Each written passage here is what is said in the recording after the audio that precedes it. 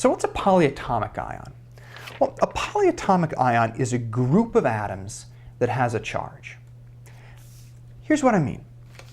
You probably already know that individual atoms can have a charge. They can form ions. So we can get things like Na+, Mg2+, and O2-. Polyatomic ions are what happens when more than one atom comes together and they form a big group of atoms, and then that group of atoms itself has a charge. So polyatomic ions are things like NO3, 1-, where we have one nitrogen and 3 oxygens all connected together to form a group, and that whole group has a charge of 1-.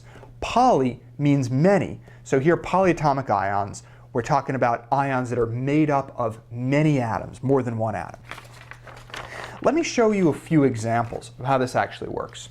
So here are two of my favorite polyatomic ions, ammonium and carbonate.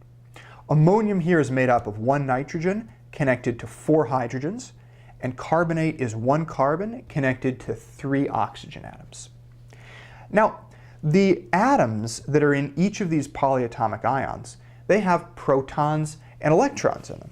So what we can do for both ammonium and carbonate is we can count up the number of protons that are in each of these atoms. If I do this for ammonium, I get 11 protons. And then if I count up the total number of electrons that are in this whole group, I get 10. So these two numbers don't balance out. I have more protons than electrons, which means that I have more positive charge. I have a net charge of 1+ because I have one more proton. So my net charge here is 1+, and I can write the formula for this polyatomic ion as NH4, because I have a nitrogen and 4 hydrogens, with a +1.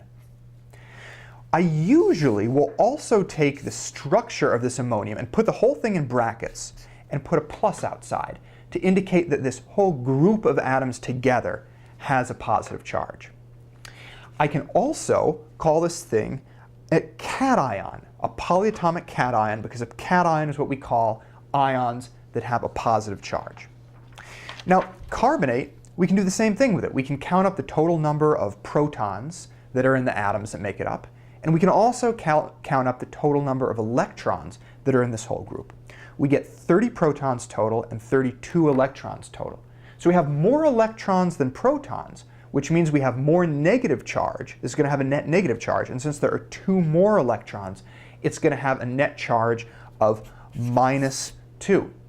I can write the formula for this polyatomic ion as CO3, 2-, 1 carbon, 3 oxygens, total net charge of 2-. And then I write my structure in brackets and put a 2- here to show that this whole thing has a net charge of 2-.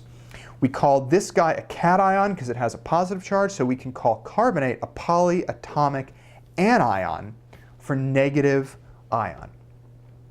As I said before, there are a whole bunch of polyatomic ions. I have a small number of them on this list right here.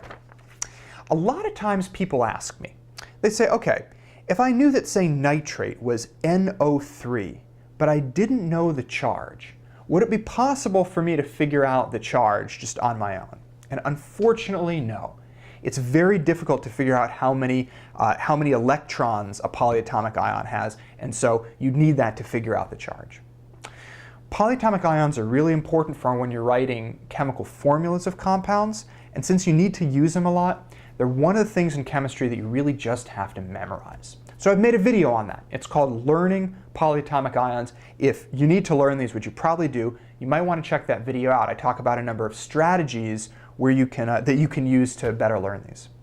Also, if you're interested in the actual bonding that's taking place in the atoms that make up a polyatomic ion, it's a little bit more advanced, but you might want to check out the video called How Are Polyatomic Ions Made?, where I talk about the covalent and ionic bonding and the sharing of electrons that takes place as these polyatomic ions form.